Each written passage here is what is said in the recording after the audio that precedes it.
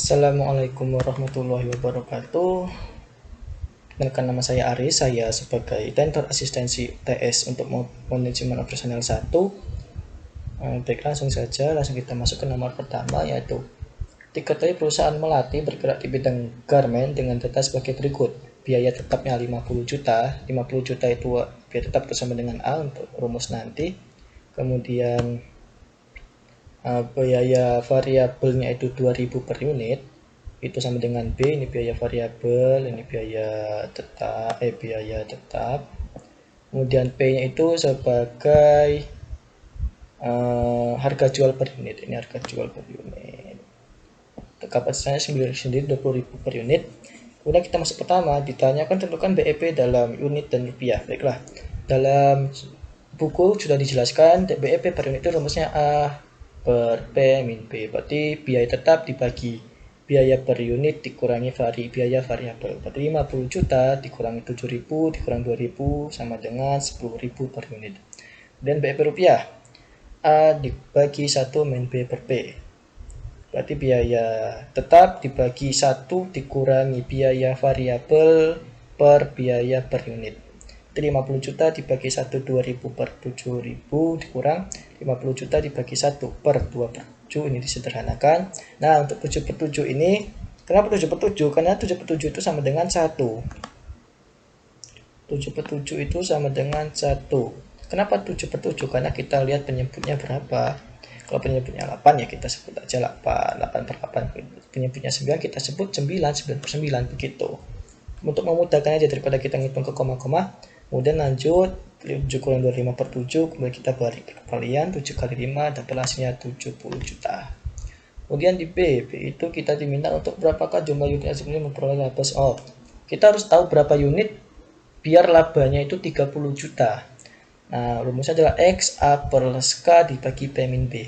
K itu adalah laba yang ingin dicapai atau target keuntungan. Kan di soal itu 30 juta, maka A-nya 50 juta tambah 30 juta dibagi 7.000 dikurang 2.000 berarti 16.000 per unit.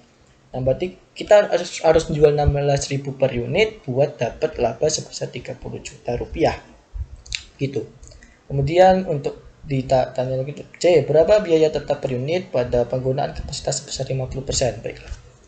Biaya tetapnya itu 50 juta tadi kan. Tapi itu untuk kapasitas 2000 unit. Gimana sih kalau kapasitasnya 50%, biaya tetapnya berapa? Kita bagi 2 aja. Jadi 20.000 unit, 50%-nya berarti kan 10.000 per unit. Berarti biaya tetapnya juga dibagi 2, berarti 25 juta. Gitu aja. Kemudian B, apabila pemerintah menetapkan pajak sebesar 10% per bulan, dan data di atas tentukan BEP-nya. Nah, berarti kan biaya per bulan kan 50 juta. Itu ada pajak nih, berarti 10%. Berarti kan kita kali dulu berapa besar pajaknya per bulan. Berarti 50 juta dikali 10% dengan 5 juta. Oh, berarti pajak per bulan 5 juta. 5 juta kita kurang sama 50 juta, ketemulah biaya tetap setelah pajak. Itu 45 juta. Rumusnya sama, BEP per unit tadi kita kurang, kita bagi, dapatlah 9.000 per unit. Ini setelah pajak. BEP rupiah juga sama, ini juga sama, tidak ada perbedaan, cuman di A 45 jutanya tadi ketemu 65 juta 500.000 itu setelah pajak. Berarti kita lihat, oh ada pengurangan sebesar untuk yang BEP rupiah itu 5.500.000 pengurangannya, untuk yang BEP per unit pengurangan sebesar 1.000 unit. Kita masuk ke nomor selanjutnya. Nah, perusahaan motor Honda membuat 2 macam motor, Vario dan juga Beat. Waktu yang dibutuhkan untuk pembuatan Vario itu 3 jam assembling dan 3 jam finishing. Nah, untuk Beat itu 3 jam assembling dan 3 jam finishing. Lah, perusahaan cuma menyediakan 150 jam untuk penyiapan assembling doang, 120 jam untuk penyiapan finishing. Terus harga jual per unitnya Vario itu 750.000.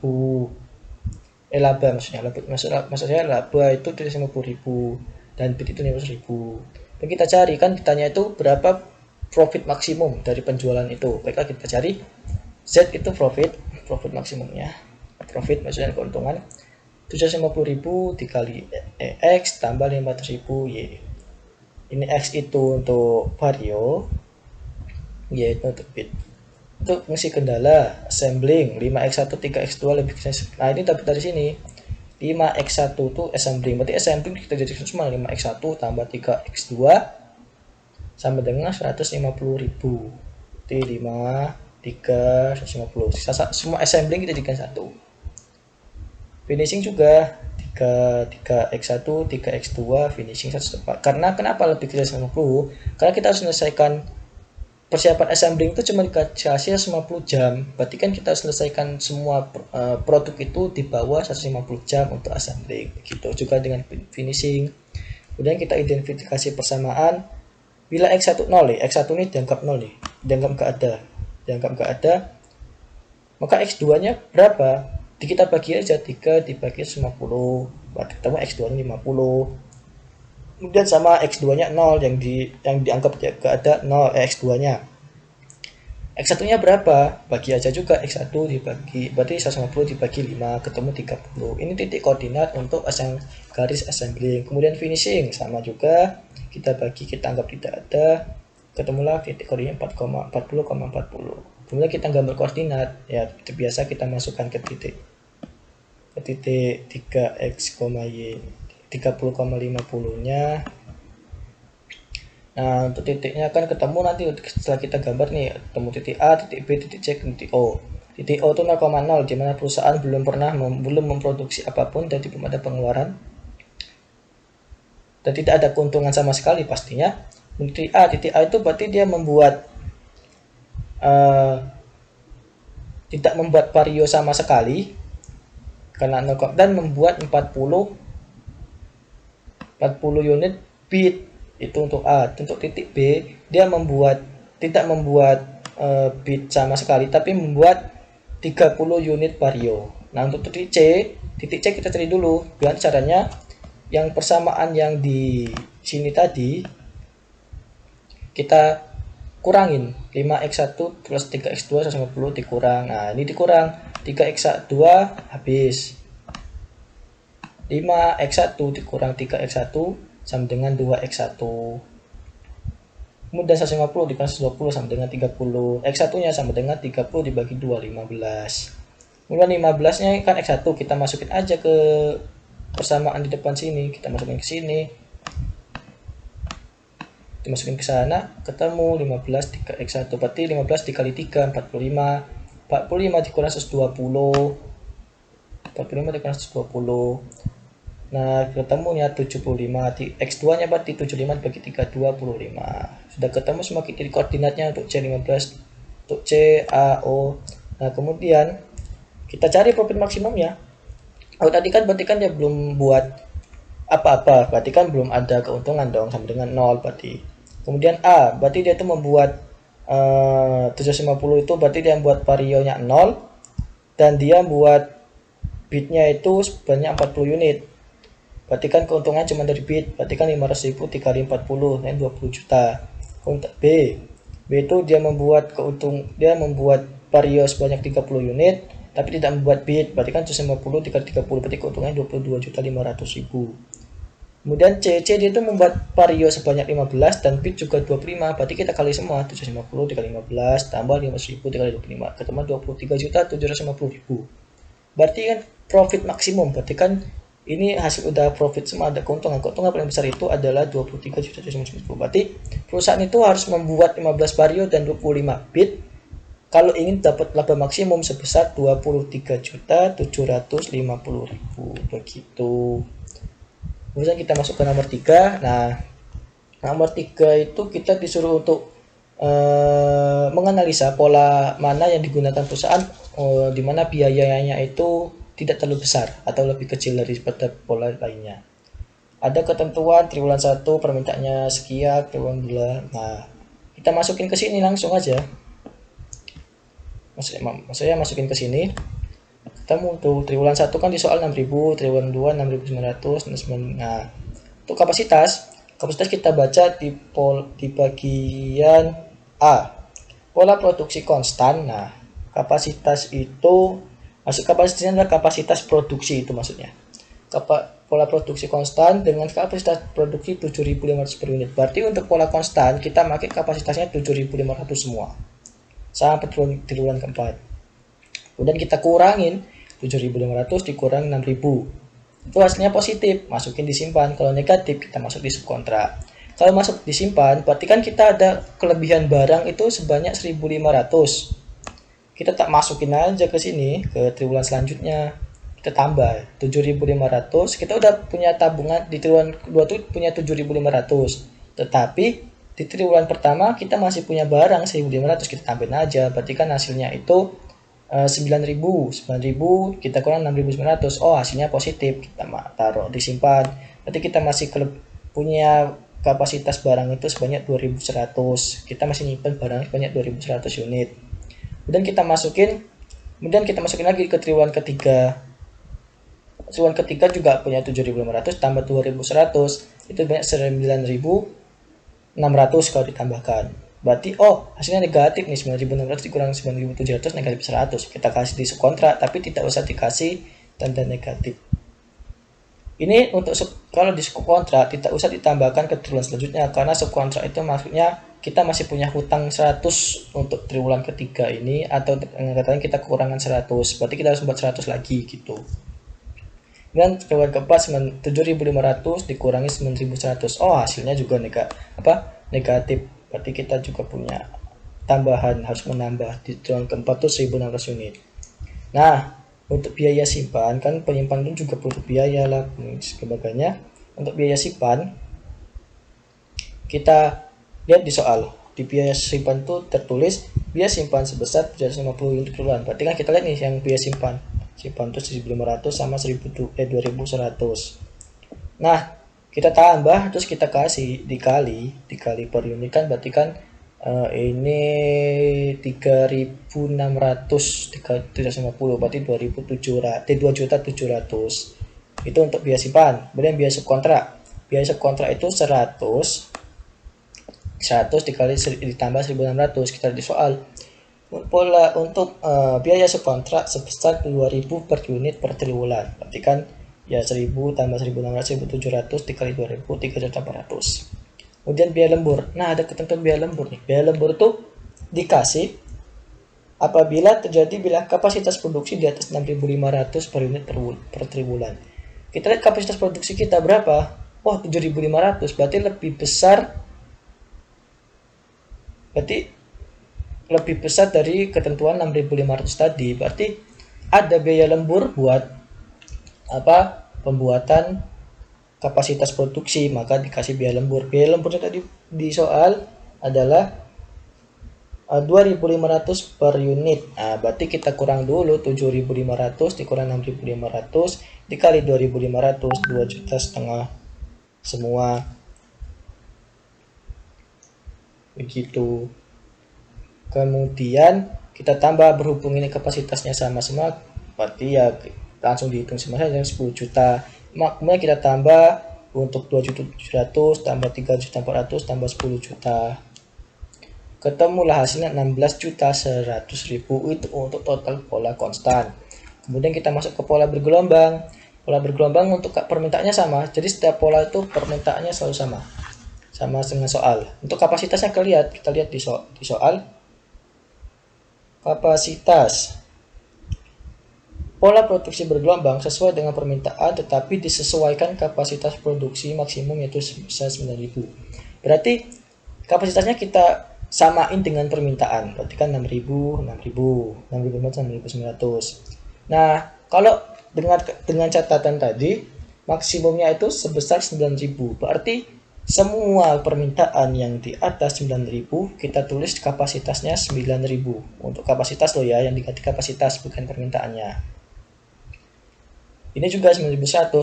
Berarti kapasitasnya cuma cukup 9.000. Ini kenapa enggak 9.000? Dikarenakan permintaannya tidak melebihi 9.000, tetap ditulis seperti permintaan awalnya. Dan kita kurang 6.000 berarti habis, tidak ada penyimpanan, tidak ada subkontrak 6.900 dikurangi habis juga. Nah, ini 9.700 sama seperti tadi, itu hasilnya negatif, berarti kita masuk subkontrak. Ini juga berarti kita masuk subkontrak. Biaya simpan, kita masuk ke total biaya. Biaya simpan tidak ada nih, kosong. Ya tidak usah kita hitung, berarti kosong. Tidak ada untuk pengeluaran biaya simpan. Kemudian Masuk ke biaya subkontrak. Biaya subkontraknya 700 tambah 100 ini dikali 2000. Berarti kan 800 kali 2000 1.600.000. Biaya lembur. Biaya lembur itu tadi kalau ada kapasitas kapasitas produksinya itu di atas 6.500, maka terkena biaya lembur. Berarti kan 6.900, 9.000 sama 9.000 ini terkena biaya biaya lembur. Jadi kita tulis aja, dikurangin dulu, baru kita kali, ketemu 1 juta, baru kita tambah, ketemu 13.650.000. Kemudian ada nih biaya PTK. Biaya PTK itu adalah biaya perputaran tenaga kerja. Itu terjadi apabila terdapat kenaikan hasil produksi ataupun penurunan hasil produksi. Kita lihat dari triwulan 1 ke triwulan 2 ada kenaikan kan, kapasitas produksinya sebanyak 900 unit kenaikan. Kemudian dari 6.900 dari triwulan 2 ke triwulan 3 itu juga ada kenaikan sebanyak 1000 lebih unit. Nah, sedangkan dari triwulan 3 ke triwulan 4 itu tidak ada kenaikan, tidak penurunan, sama, berarti tidak usah kita hitung untuk biaya PTK. Jadi kita cari aja yang ada perubahan di kapasitas produksinya dari triwulan ke triwulan. Biaya PTK triwulan 1 ke triwulan 2 lah, berarti kan ada selisihnya itu 900 unit, berarti yang terkena cuma 900 unit dikali 1000. 1000 itu didapat dari 1000 itu dapat dari 100.000 dibagi 100 unit, berarti kan 1000 per unit harganya. Berarti ini dengan 900.000, maaf ini kurang nolnya 1, 900.000 unit. Kemudian triwulan kedua, triwulan ketiga, ya maksudnya dari 6.900 ke 9.000 itu ada selisih 2.100 dikali 1000 berarti 2.100.000. Terus kita tambahin 2.100 tambah 900 tambah 13.650.000 tambah 1.600, hasilnya 18.050.000. Kemudian masuk ke pola terakhir, pola moderat, sama, tabelnya sama dan permintaannya juga sama, tidak ada yang berbeda. Kapasitasnya kita lihat di soal lagi. Pola produksi moderat di mana triwulan 1 dan 2 kapasitas produksinya sebesar 6.000.